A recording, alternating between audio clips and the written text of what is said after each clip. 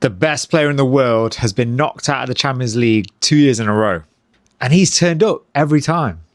So we're going to start with Atleti Barca, which was a crazy game, man. Like, I don't want to keep badgering on about this point. I think loads of people do. But Lamine Yamal is the best player in the world. Hands down. And the reason why I say this is because people talk about, oh, you know, the best players turn up in the big moments, the big games. Although he's gone out this year and he went out last year in the semi-finals to Inter, in those knockout games, in those pivotal games, he is the one man that turns up game after game after game. An incredible talent, and it's his temperament, I think, that really shines. And handling the expectation. Everyone expects him to do stuff now. My man is like 18 and he's been expected to do stuff. Like, genuinely, I've never seen anyone this age being able to handle the expectation. I think that's the key here. And it's kind of like, reminds me of like LeBron James in basketball. So when he was a youngster, there was a lot of pressure on him. People were like, oh, he's the chosen one, blah, blah, blah, all this stuff. He came to the NBA and he delivered. It's very rare to see someone who gets a lot of gas when they're young and they deliver. A good example of someone who's not doing it, Xavi Simons. My man had gas from the age of like 13, and in my eyes, I've never seen him be good. I don't get Xavi Simons. Anyway, let's get back to this game, man. So, obviously, first leg, Barcelona down 2-0, and now they're going away to one of the hardest stadiums to go to play away at Atletico. And in the first 25 minutes, they're 2-0 up. Lamine Yamal, like, just pinching the ball, and just getting a nice ball through from Ferran Torres, and he finished amazingly well through the keeper's legs. What's mad to me as well is, I remember before a ball was kicked in the knockout stages, I actually thought Newcastle were going to knock out Barca, and I'll tell you why in a minute. But look, Ferran Torres also scores a really good goal with the through ball from Dani Olmo. And Ferran Torres actually played quite well. Like, he actually did really well in this game, I'm not going to lie. And he had that goal which was ruled out for offside as well, which he finished very, very well.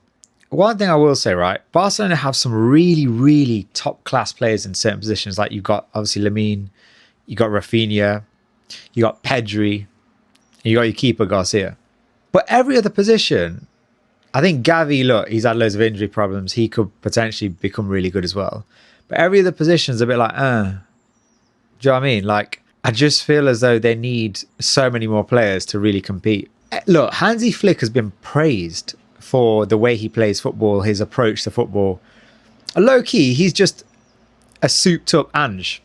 If you strip it back, my guy plays such a high line, like basically on the halfway line, and it just takes one ball to cut through and you're through. And the issue is if you're doing that, you need the defense to be able to be capable of defending against that.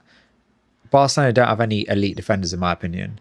I think Balde has potential to be really, really good. Koundé, I think, is overrated. And then, like, their centre-backs are all crap, in my opinion. You need someone with pace. Like, when Ange was doing it, he had Van der Ven, who is super quick. So it's got recovery pace on the counter if something does happen. Even then, it was dumb to do, in my opinion. But Hansi Flick, like, I actually rate him as a manager. Look, he plays some amazing football going forward. But this high line shit it's bullshit, man. It's absolute bullshit. Like, you haven't got the team to do it. And it was exposed again last night when Atletico got their goal. I want to say Marcus Llorente is such an underrated player. Like, this guy can do so much. And another thing I want to say is Antoine Griezmann. Antoine Griezmann is one of the smartest players I've seen in the last 10 to 15 years. He's so smart, man. And his ball to Marcus Llorente when they scored, just first time, boom.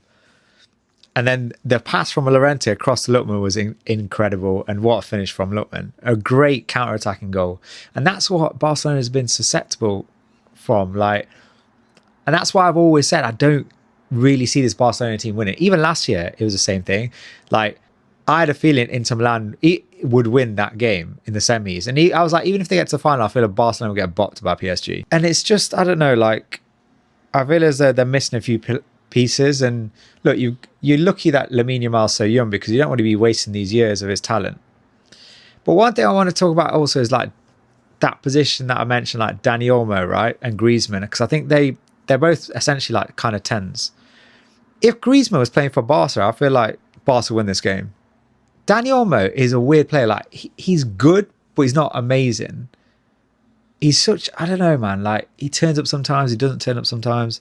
Like when he's on it, he's on it. But he's such a mixed bag, man. And yeah, I don't know. I feel as though like if Barca, for instance, if Barca played Arsenal, obviously like the winner of this now potentially plays Arsenal. Okay, if Arsenal beat Sporting. If Barca played Arsenal, I feel like Arsenal might have a chance against Barcelona because of the way that Barca attack and, well, Barca defend, let's say.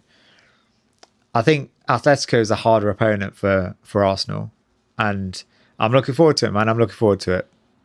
Because, yeah, man, Haram ball at its finest. But no, look, I think Atletico they've had a weird season. At the start of the season, they weren't that great. They're just starting to slowly click now. And I'm excited, man. I want them to knock out Arsenal. I'd love that, to be honest with you. I mean, I love Sporting to knock out Arsenal, but it is what it is. And then we move on to the PSG Liverpool game, which was weird in the sense that Liverpool actually turned up for this game. Like they had loads more shots than PSG, and you're starting to wonder, like, where was this Liverpool before? Like they started with both Ekitike and Isak. I think the Isak thing slightly backfired, but Ekitike, unfortunately for him, got injured in this game. Looks like it could be a long injury as well. I feel as though Liverpool, this was like Slot's last hope, I'll be real. I think he's definitely gone now. Like, this is all he could hang his hat on. And now this is gone, I think he's going to go in the summer. Then this is it for him. With PSG are a weird team as well. I'll be completely real with you. I feel like their peak is so high, but they rarely play at that peak consistently. And I think you've seen that in Ligue 1 this year, where they've not led throughout the whole year, which you'd expect them to. They won the treble last year. You're expecting this team to absolutely dominate.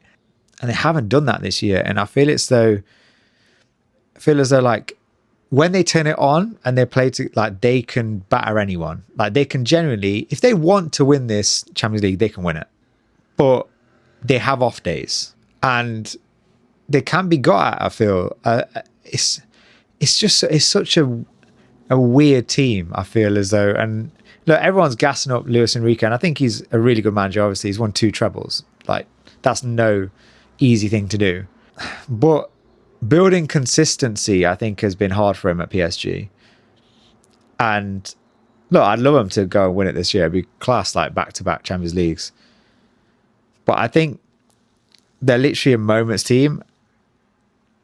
And I don't know. So the winner of this potentially plays Barcelona or Bayern Munich or Real Madrid. And I feel as though any of those teams could knock out PSG quite even. Like, I think that's such an even matchup. I don't know which way I would sway towards, to be honest with you. It just matters on who turns up on the day and who is available on the day. But honestly, it was a great night of football. I feel as though the better match was definitely the Atleti one.